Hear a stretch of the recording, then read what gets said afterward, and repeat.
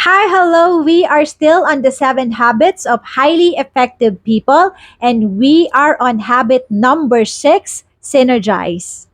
This is actually the most challenging of all the 7 habits for me. But Stephen Covey, he said that synergy is basically the master ingredient for success. Whether you are running a company or you're just running your family, because it unifies everyone and makes their strengths explode. Just like that.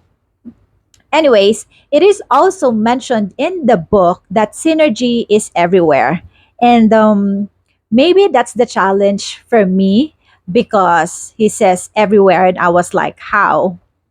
Anyways, so how does it apply to me as a wife and as a mom? So here's the thing. As a mom, I always encourage my kids to express themselves, like their thoughts, their emotions, their feelings, their frustrations, their hurts, everything. Even in the midst of me reprimanding them, it's okay that they express themselves because I want them to be free like that. But I am not the only parent, and my husband has a totally different view because he is concerned about the boundaries. And I believe that both our concerns are valid. So here comes our synergistic communication approach.